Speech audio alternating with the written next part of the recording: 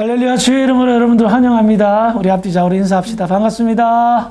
은혜 많이 받읍시다. 노아 강의 9번째 시간입니다. 오늘은 창세기 7장 2절 3절 말씀을 가지고 함께 은혜를 나누어 보도록 하겠습니다. 우리는 지난 시간에 하나님께서 노아에게 방주로 들어가라 라고 명령하신 것을 중심으로 은혜를 나누었습니다. 노아는 하나님의 명령인 이 방주를 짓고 식량을 비축하는 일을 사명으로 받들고 최선을 다하였습니다. 그는 방주를 짓는 데만 그치지 않고 방주를 짓는 가운데서 수많은 사람들에게 하나님의 심판을 예고하고 복음을 전하였습니다.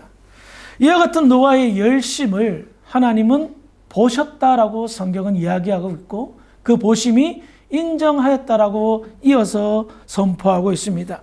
이것은 무엇을 말하였습니까? 노아와 그의 가족은 하나님의 택함을 받았지만 그럼에도 불구하고 그 택함 받음을 삶을 통하여서 증명해 보였던 겁니다. 이것이 하나님의 마음을 기쁘게 하였습니다. 그리고 이제 하나님이 심판 예고하신 120년의 날수가 다 차고 홍수 7일 전에 하나님께서는 노아에게 방주로 들어가라라고 명령하십니다. 그리고요, 방주에 들어가기 전에 노아에게 한 가지 일을 맡기는데요. 그 중요한 일은 무엇인가 하면 오늘 읽었던 본문 창세기 7장 2절과 3절입니다. 다시 그런 의미에서 읽어보겠습니다. 시작! 너는 모든 정결한 짐승은 암수 7시 부정한 것은 암수 2식을 내게로 데려오며 공중의 새도 암수 7식을 데려와 그 실을 온 지면에 일어나게 하라. 아멘. 이 말씀은 일찍이 방주를 만들라 지시하셨을 때에 하나님이 하신 명령입니다.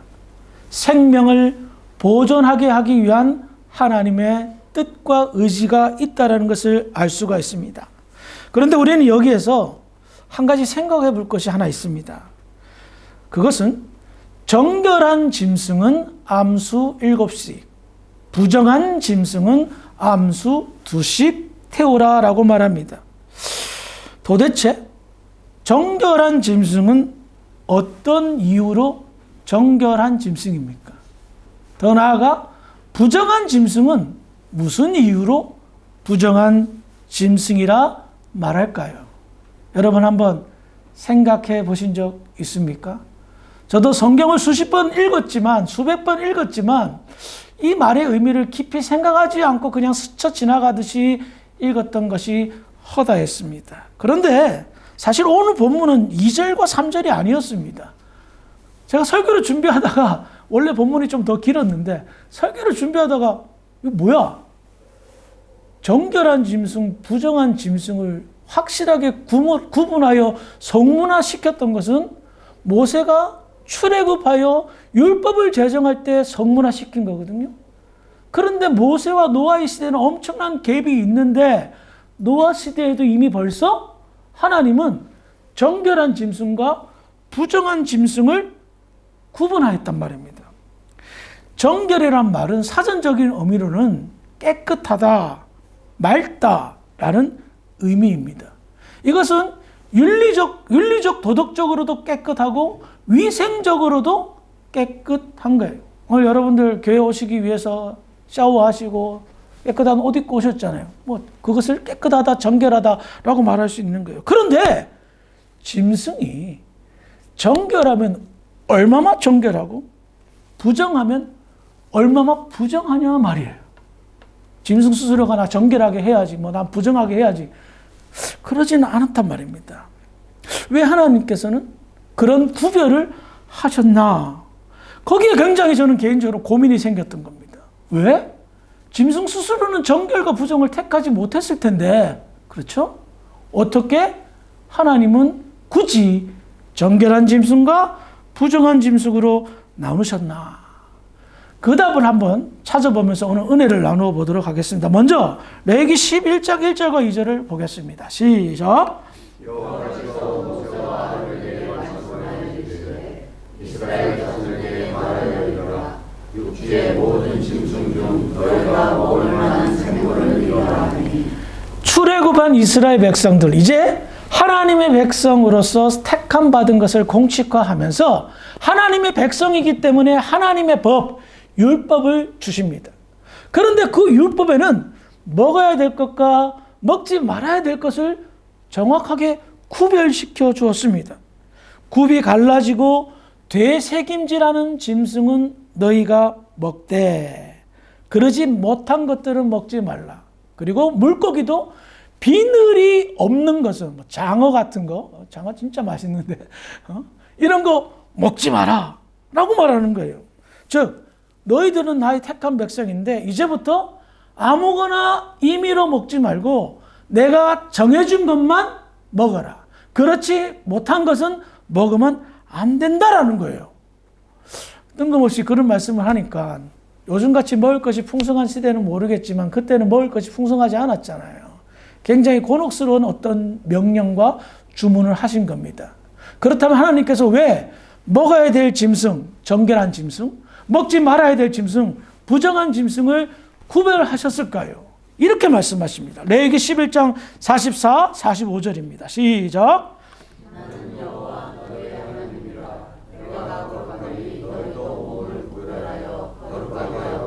땅에 기는 길 짐승으로 말미암아 스스로 더럽히지 마라. 나는 너희의 하나님이 되려고 너희를 애굽 땅에서 인도하여낸 여호와라. 내가 거룩하니 너희도 거룩할지어다. 아멘. 하나님께서 이스라엘 백성들에게 요구하는 게 무엇이었습니까? 내가 거룩하니 너희도 거룩해야 된다. 왜? 하나님의 백성이니까.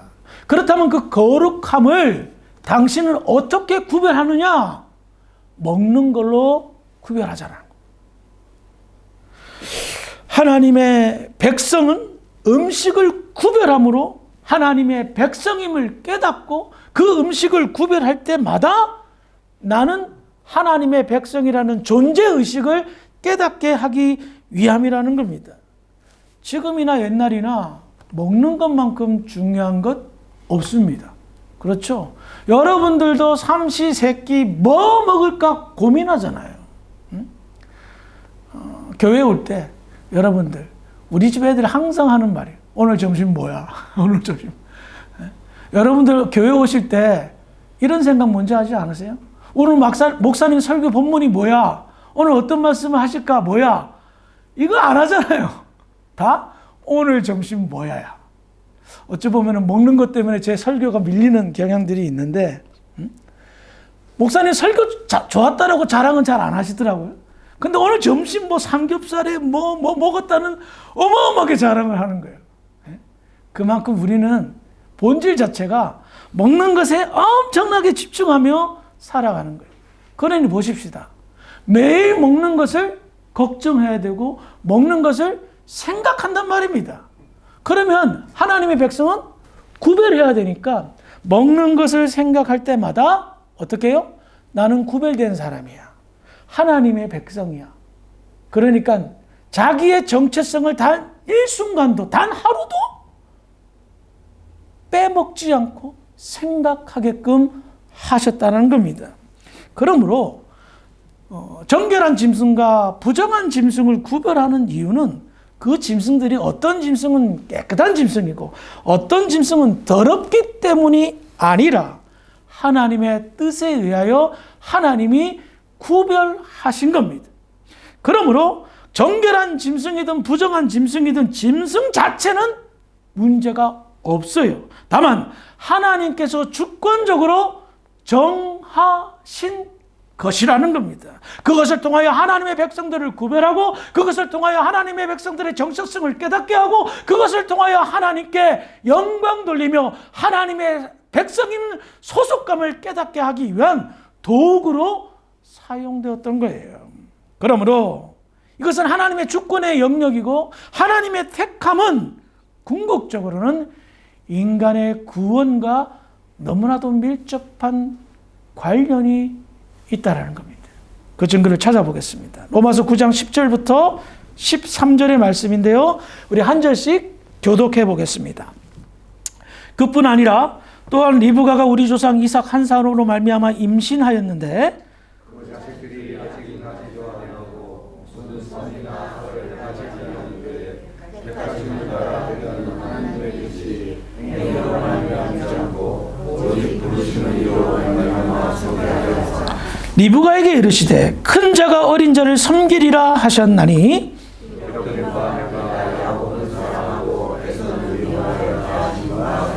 아멘. 이처럼 하나님의 택하심과 정하심에는 주권자의 권위를 이야기하고 있습니다. 뱃속에 있었던 쌍둥이 형제 에서와 야곱, 얘네들이 뱃속에서 하는 게 뭐가 있겠어요? 엄마 탯줄로부터 영양분만 공급받았겠죠. 근데 이미 벌써 하나님은 택하셨다는 거예요. 작은 자가 큰 자가 작은 자를 섬길 것이다. 기록된 바 내가 에서 큰형은 미워하고 야곱 동생은 사랑할 거다. 인간의 행위가 가미되어 있습니까? 인간의 열심이 가미되어 있습니까? 인간이 어떤 행위를 통하여 정결하고 부정하였습니까? 아니요. 전혀 그런 상황이 없는 상황에서 하나님의 택하심이 이루어졌다라고 말하고 있다는 겁니다. 그렇다면 우리는 여기서 한 가지 더 생각해 볼 것이 있습니다. 정결함, 부정함, 하나님이 나누셨는데 무작정 기분 내키는 대로 너는 부정, 너는 정결 이렇게 구분하셨을까요? 아니요. 굉장히 그 안에는 구원의 비밀을 깨닫게 하기 위한 은혜의 섭리가 감추어져 있습니다. 자, 노아가 자기가 무슨 수로 정결한 짐승, 부정한 짐승을 구별했을까요? 하나님께서 성령의 감동으로 깨닫게 해주신 거예요. 그렇죠? 노아가 정했어요? 너는 소, 너는 정결한 짐승, 원숭이 너는 부정한 짐승. 그렇게 말을 했어요. 성령의 감동으로 정결한 짐승 7쌍, 부정한 짐승 2쌍. 그렇게 한 거예요. 그렇다면 우리는 여기에서 왜 이렇게 나누었나? 특별히 7쌍, 2쌍으로 정결한 짐승은 7쌍, 부정한 짐승은 2쌍으로 나눈 이유가 뭐냐고요? 누가 봐도 정결한 짐승이 숫자가 3배 이상 많단 말입니다.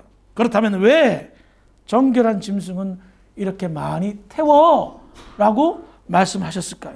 그 이유가 첫 번째는 창세기 9장 3절입니다. 읽어볼까요? 시작. 모든 산 동물은 너희의 먹을 것이 되었지만 채소같이 내가 이것을 다 너희에게 주노라. 하나님께서 정결한 짐승을 부정한 짐승보다 무려 3배 이상 많이 태우라고 그랬어요. 앞서 우리가 모세의 율법을 보니까 정결한 짐승을 먹도록 하나님께서 명령하셨잖아요. 그러니까 우리는 생각해 볼 게 정결한 짐승을 먹게 하기 위한 하나님의 계획이었단 말입니다. 이미 벌써 율법을 주기 전에 이미 벌써 그런 계획이 있었단 말입니다. 그런데 노아 홍수 심판 이후에야 하나님께서는 사냥하여 고기를 먹을 것을 어떻게 해요? 이야기하고 있다는 거예요. 모든 산동물은 너희의 먹을 것이 될지라 채소같이 내가 이것을 다 너희에게 주노라 라고 말하는 겁니다. 하나님께서는 아마도 홍수 이후에 심판 이후에 황폐해진 땅에서 먹거리가 없기 때문에 동물을 먹을 것을 가축들을 먹을 것을 이렇게 행하신 것 같습니다. 그런데 이것을 통해서 우리가 유추해 볼 수가 있는 게 뭡니까? 홍수 심판 이전에는 짐승들을 함부로 잡아서 식용으로 하는 것을 하나님께서는 금지시켰던 겁니다. 제사를 지낼 때 혹은 동물의 가죽옷이 필요할 때 옷을 지어 입을 때는 동물의 희생이 필요했지만 무분별한 살상을 금지시켰던 거예요. 왜 그럴까요? 생명의 주권자는 하나님이시기 때문에. 그런데 노아 심판이 일어났을 때 사람들이 어떻게 했습니까? 강폭한 세상. 네피림과 같은 고대의 유명한 용사들이 사람들을 칼로, 창으로, 활로 제압하고 세상을 지배했던 시절. 수많은 전쟁으로 수많은 사람들이 살상당하고 살인을 찬양하는 그런 세상이 되었단 말입니다. 짐승들조차도 하나님은 생명을 귀하게 여기고 함부로 하지 말라고 하셨는데 하나님의 형상을 담은 인간까지 함부로 살해하고 죽인다면 그 세상을 하나님께서 어떻게 하시겠습니까? 심판할 수밖에 없는 것을 우리는 알 수가 있다는 겁니다. 그러므로 정결한 짐승을 방주에 많이 태운 이유 첫 번째는 인간들의 먹거리들을 보충하기 위한 하나님의 배려이셨던 거예요. 두 번째로 정결한 짐승 많이 태운 이유가 있습니다. 볼까요? 창세기 8장 20절입니다. 시작.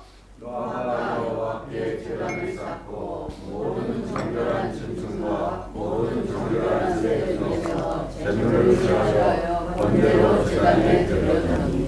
이 말씀은 홍수 심판이 끝난 후에 밖으로 나와서 노아가 한 첫 번째 행동입니다. 정결한 짐승을 고르고 골라서, 그리고 정결한 새까지 고르고 골라서 번제로 제단을 드렸다. 즉 제사를 드렸다. 예배를 드렸습니다. 이 제사는 아주 성대한 제사였을 것입니다. 그렇습니다. 하나님께서 부정한 동물보다 정결한 동물을 3배 이상 많게 태우라 명령하신 것은 하나님께 예배드리게 하기 위해서, 제사드리게 하기 위해서 정결한 짐승의 희생이 필요했기 때문입니다. 그런데 우리는 여기에서 한 가지 중요한 사실을 발견합니다. 하나님께 바쳐진 제물 가운데 부정한 짐승은 단 한 마리도 희생되지 않았습니다. 오직 정결한 짐승들만 제단에 바쳐졌습니다. 저는 이것을 상식적으로 한번 생각해 봤습니다. 번제의 제물로 바친다. 번제라는 것은 죄값을 치른다는 말을 가지고 있습니다. 번제의 제물로 바쳐진다는 것은 죄값을 치르는 의미인데, 그러면 정결한 짐승은 죄가 있는 거예요? 정결 자체가 깨끗하고 도덕윤리적으로 깨끗한 거 아니에요. 그러니까 정결한 짐승은 죄가 없는 거예요. 그러면 죄가 있는 건 뭐예요? 부정한 짐승이 죄값을 치러야죠. 그러면 상식적으로 생각해보면 잘못된 놈이 죽어야지 왜 잘못 없는 놈이 죽냐 말이에요. 창세기 8장 21절에 보면 제가 읽어드릴게요. 여호와께서 그 향기를 받으시고 그 중심에 이르시되 내가 다시는 사람으로 말미암아 땅을 저주하지 아니하리니 이는 사람의 마음이 계획하는 바가 어려서부터 악함이라. 내가 전에 행한 것 같이 모든 생물을 다시 멸하지 아니하리라. 하나님께서요, 나는 다시는 사람의 죄 때문에 이 세상을 심판하지 않겠다라고 말합니다. 왜? 이제 인간은 어려서부터 마음이 악하기 때문에, 그 모든 계획이 다 죄를 지을 수밖에 없는 존재가 되었기 때문에 사람의 죄로 인하여 이 세상을 심판하지 않겠다라고 홍수 심판 이후에 번제의 제물의 향기를 맡으시면서 너무너무 기뻐하셔서 베푸신 하나님의 은혜요 자비의 선포였던 겁니다. 그러니까 인간은 이제 어떻게 된다는 거예요? 정결한 인간이 하나도 없는 거예요. 다 부정한 인간이 되었던 겁니다.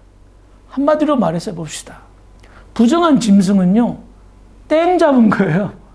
저거들이 아무리 더럽고 추해도 죽질 않아요. 죄값을 안 치러요. 누가 죄값을 치러요? 정결한 짐승이. 부정한 짐승을 대신하여, 정확하게 말하면 대표하여 죽어준단 말입니다. 그것을 하나님께서요, 하나님의 택하심으로 정하신 거예요. 너 이쪽은 정결, 너 이쪽은 부정. 정결한 짐승으로 택함을 받았다는 것은 어떻게 생각하면 되게 억울한 일입니다. 사람들의 음식으로 제공되어야 되고요. 사람들이 제사를 지내므로 사람의 죄값을 대신해서 제사를 지내는 그런 희생으로 자기들이 그런 존재가 되어버린 겁니다. 그런데 한번 생각해 봅시다. 정결한 짐승의 희생으로 사람들은 먹고 살 수 있게 되었고 배부를 수가 있게 되었고 건강해질 수가 있게 되었어요. 더 나아가 정결한 짐승의 희생으로 부정한 짐승의 희생을 막고 사람에게는 용서와 회개의 기회를 주는 그런 역할을 하게 되었던 겁니다. 그래서 정결한 짐승이 부정한 짐승보다 3배 이상 많이 택함 받았다는 것을 알 수가 있습니다. 그래요.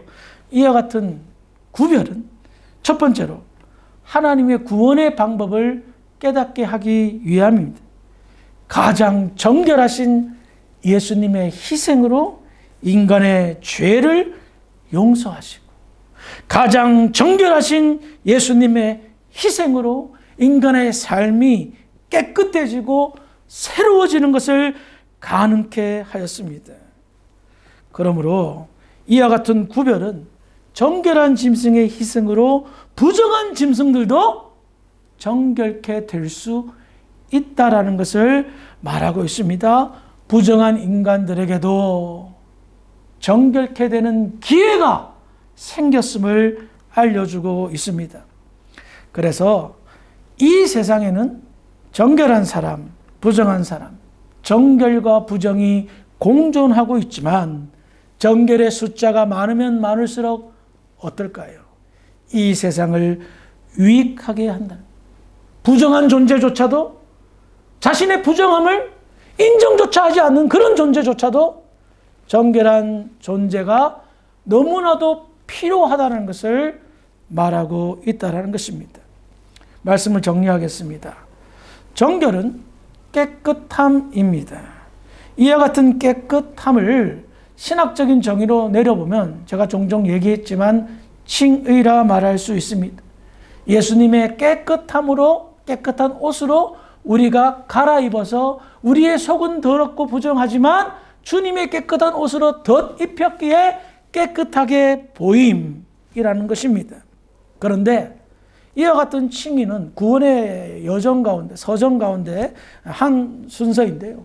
이와 같은 칭의 다음에 일어나는 중요한 구원의 조건이 있습니다. 그것이 무엇입니까? 성화입니다. 성화의 과정을 지금 예수 믿는 사람들은 모두 다 겪고 있습니다.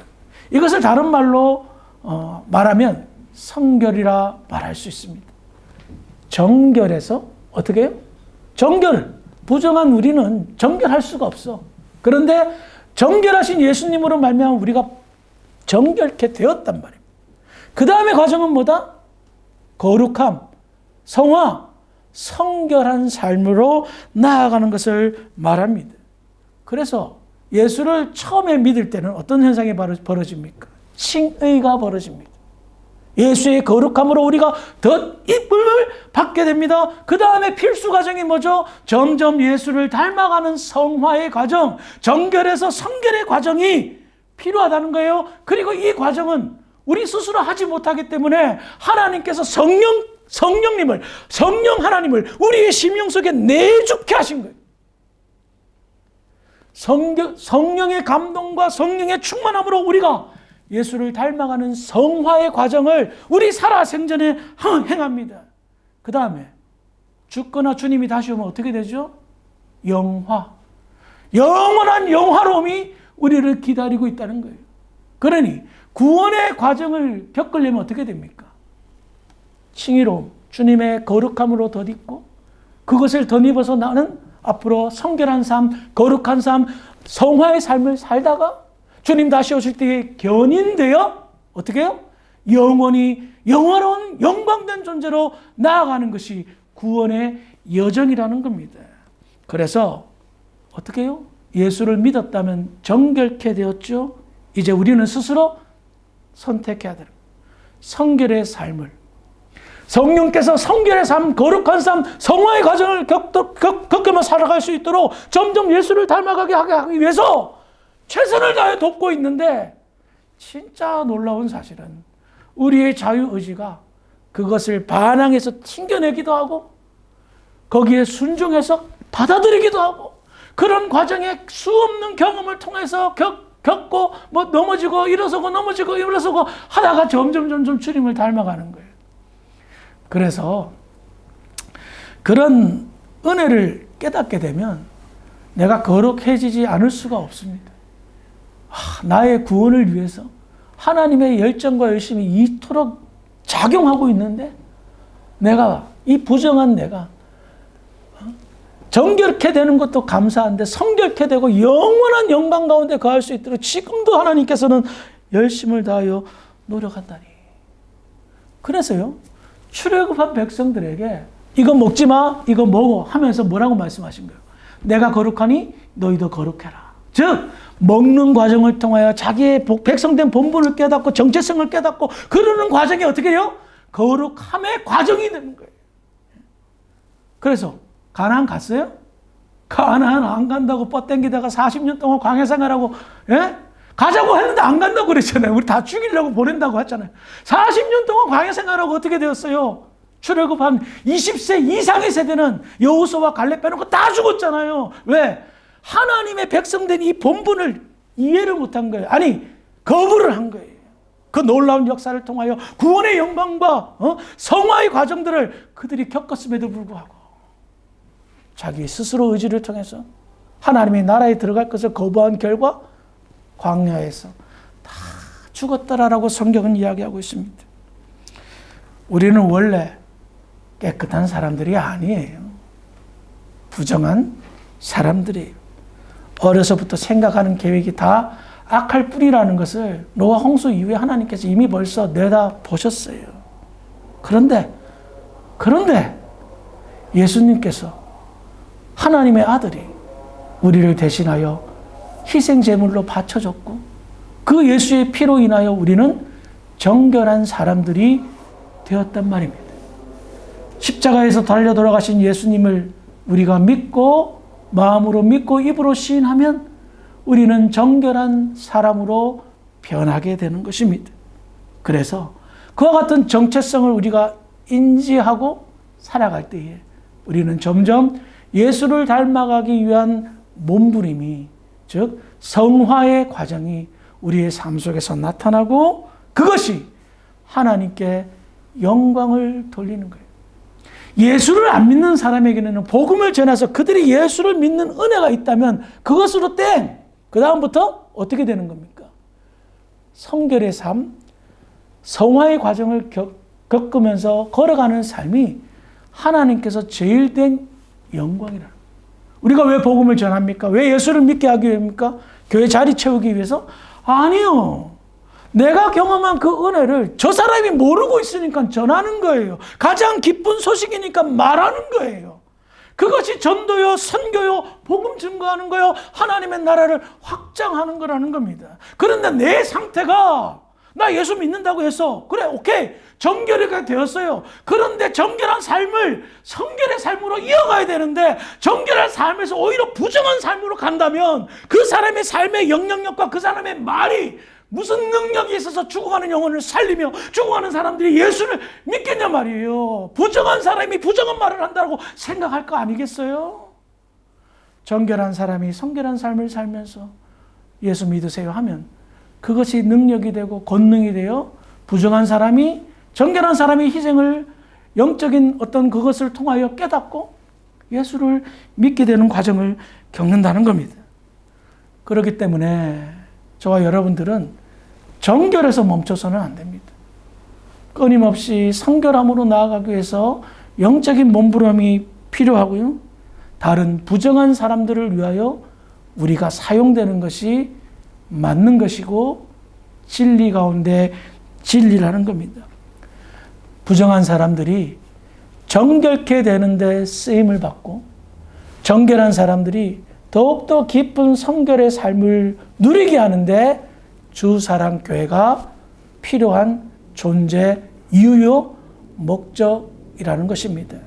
사랑하는 성도 여러분, 우리는 어떻게 보면 엄청난 행운아 중에 행운아입니다. 예수를 알고 교회에 나와 예배에 참석한 그 자체만으로 여러분들은 이미 성결의 과정을 걸어가고 있는 것입니다. 내가 거룩하니 너희도 거룩하라 라는 이 말은 빈말이 아닙니다. 하나님의 요구 사항이며 마땅히 이루어야 될 우리의 삶의 전부인 줄 믿으시고 아름다운 성결과 정결의 삶이 우리 삶의 특징이 되어 하나님께 영광 돌리는 믿음의 교회 모든 성도들이 되기를 주의 이름으로 축원합니다. 기도하시겠습니다. 거룩하신 아버지 하나님, 은혜를 감사합니다. 정결한 동물과 부정한 동물, 우리가 함께 깨달음으로 진정한 필요성을 깨닫게 됩니다. 이 땅에 많은 사람들, 부정한 사람들입니다. 정결한 우리가 그들의 필요를 채워줄 수 있도록 하나님 인도하여 주시옵소서. 더 나아가 우리의 정결함이 성결함으로 나아가고 그것을 통하여 구원의 영광을 비춰주며 아름다운 복음의 열매가 맺혀질 수 있도록 저희들을 붙들어 주장하여 주시옵소서. 아름다운 성도의 삶을 누리기를 간절히 소망하고 우리를 구원하신 예수님 이름으로 감사하며 기도합니다. 아멘.